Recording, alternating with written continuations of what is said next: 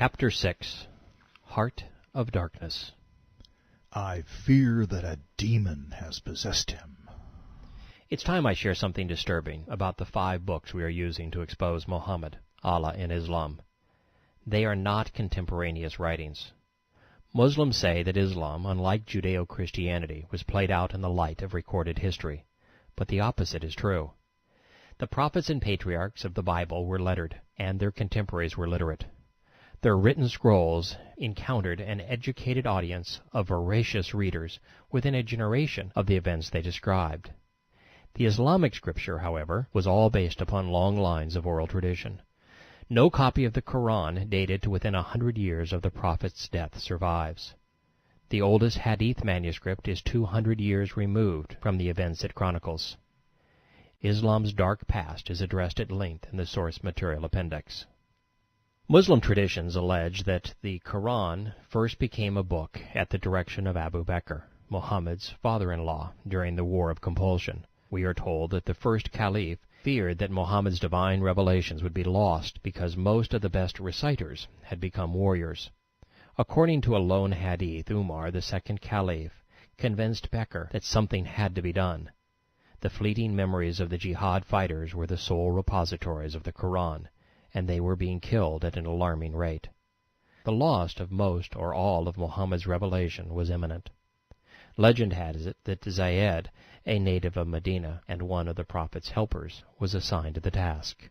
He gathered together the fragments of the Quran from every quarter, from date leaves, bones, stone, and from the breasts of men. According to J.M. Rodwell, one of the early Quran translators, Zayed and his coadjutors did not arrange the material which came to them in any system more definite than that of placing the longest and best-known surahs first. Anything approaching a chronological arrangement was entirely ignored. Late Medina surahs were often placed before early Meccan ones. The short surahs at the end of the Quran were its earliest portions, while the verses of Meccan origin were embedded in Medina surahs, and verses promulgated at Medina were scattered up and down the Meccan surahs. Muslim scholars don't dispute Rodwell's claim, and that's alarming, because it means that no one was able to discern when a surah was revealed. No one even knew what comprised a surah. They were jumbled together gobbledygook, completely out of order, and if Muhammad's contemporaries were this confused, there is no chance they actually remembered the detail of what he claimed was disseminated by the Almighty. Rodwell continues his analysis with these words: "It would seem as if Zayed put his material together just as it came to him, and often with entire disregard to continuity of subject and uniformity of style. The text therefore assumes the form of a most unreadable and incongruous patchwork, and conveys no idea whatsoever of the development and growth of any plan in the mind of the founder of Islam, or of the circumstances by which he was surrounded and influenced." Then, after praising Zayed for his lack of tampering, Rodwell adds that it is deeply regrettable that no contemporary provided any historical reference, suppressed contradictory verses, or excluded inaccurate statements. Therefore, even in the best possible light, the Quran, as first assembled, is a mess. It was out of order, jumbled together, contradictory, and inaccurate. Yet there is no proof that even this best-case scenario is reliable.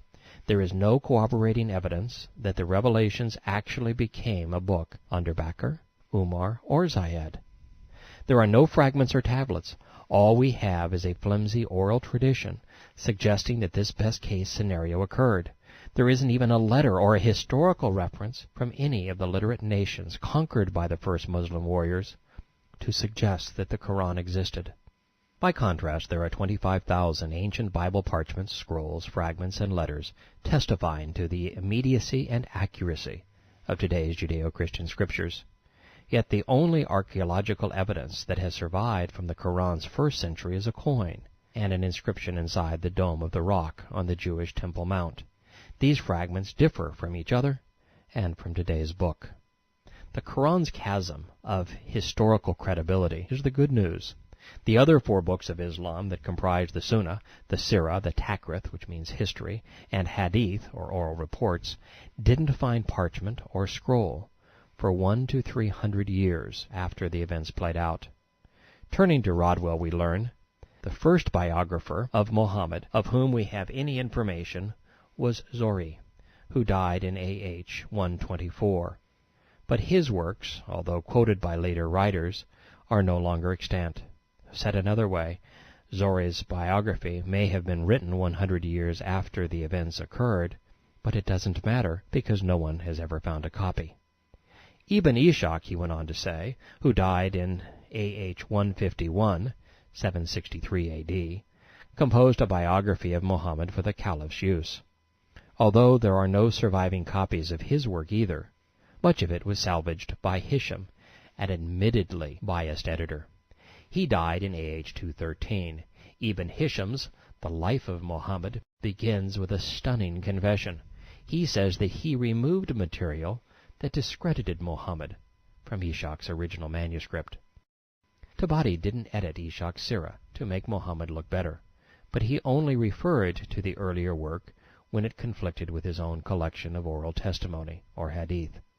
Tabari completed his History of Prophets and Kings in AH 310, 300 years after the Prophet's death. The Concise Encyclopedia of Islam says, his work became the definitive resource.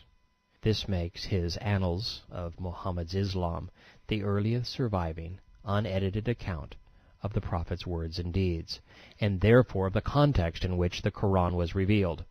It also means that there was a 300-year gap, filled principally by oral tradition, for the lone, unedited collection of Islamic hadith containing any chronology or context.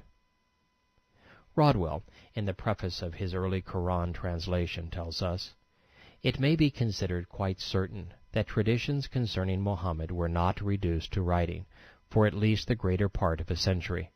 They rested entirely in the memory of those who have handed them down, and must necessarily have been colored by their prejudices and convictions, to say nothing of the tendency to formulate myths and fabrications to serve the purposes of the contending factions. It soon becomes obvious to the reader of Muslim traditions that both miracles and historical events have been invented for the sake of expounding a dark and perplexing text, and that earlier traditions are largely tinged with a mythical element. He goes on to say, these ancient writers, that would be Ishaq and Tabari, are the principal sources whence anything approaching authentic information as to the life of Muhammad has been derived.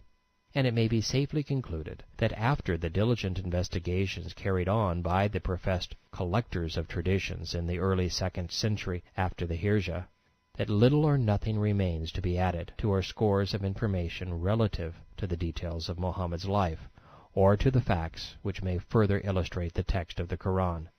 There are no records posterior in date to these authorities that should be considered. End of quote. While every Islamic scholar I have studied agrees with Rodwell's assessment, that's not the end of the bad news. The people of Central Arabia in the 6th through 8th centuries were illiterate. Thus hadith were passed on by word of mouth through the generations, father to son through chains of transmitters called isnads.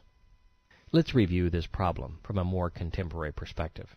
Imagine reconstructing the history of the American Revolution today, based entirely upon oral traditions handed down over 9 generations, without books, letters, paintings, or pictures.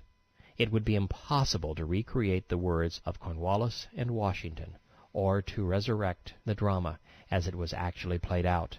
Now, imagine writing this history in London, thousands of miles away from where the events unfolded, in the home of those who were defeated. Such is the history of Islam. The first and best hadith, Takrith and Sirah, were compiled in Baghdad, not in Mecca or Medina, 2 to 3 centuries removed.